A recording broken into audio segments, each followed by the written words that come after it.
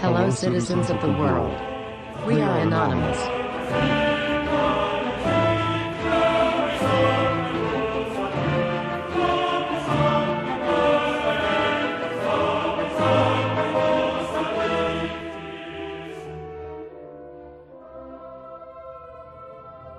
American Freedom Alert, Code Red.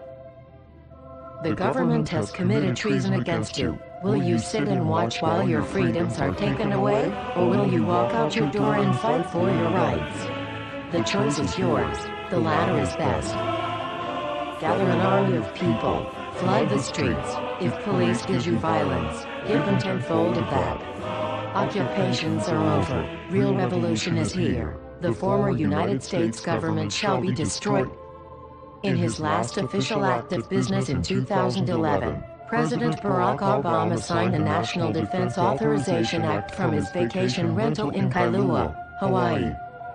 In a statement, the president said he did so with reservations about key provisions in the law, including a controversial component that would allow the military to indefinitely detain terror suspects, including American citizens arrested in the United States, without charge.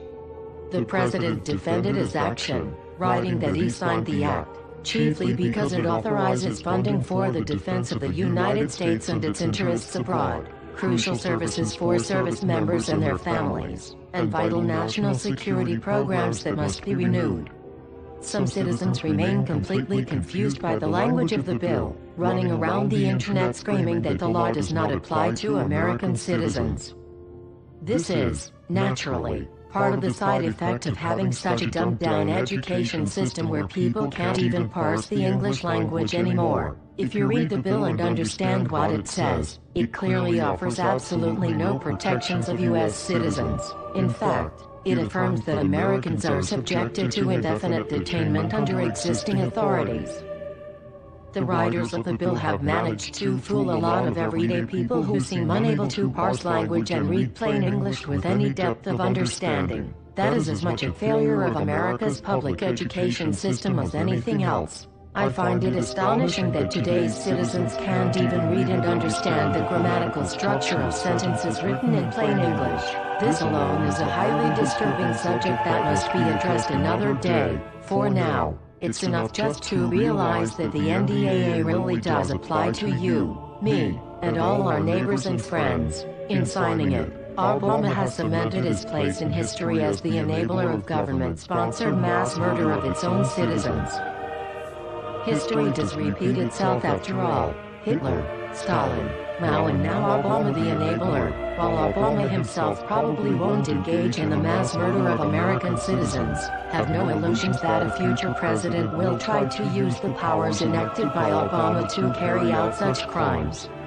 The system was built for the 1%, not for us. They lie because of we. This must change. Don't stop the fight. Don't stop the protest. We will win. Occupy everything, everywhere. This is the beginning. This is the start.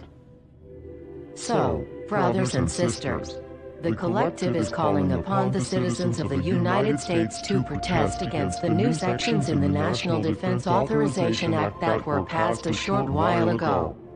While we cannot force the American people to protest, we must tell them that this law will strip away any rights they thought they had, including, but not limited to, free speech, free press, free access to information, and the right to protest, assemble, and bear arms.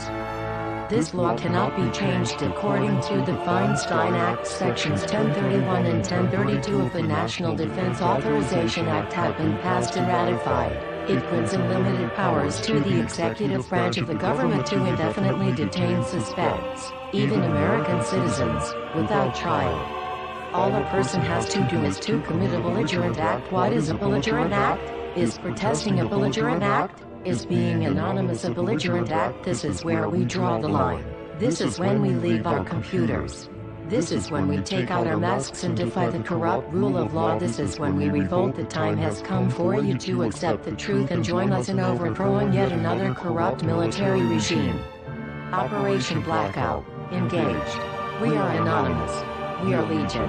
We do not forget. We do not forget. To the United States government, You should have expected us.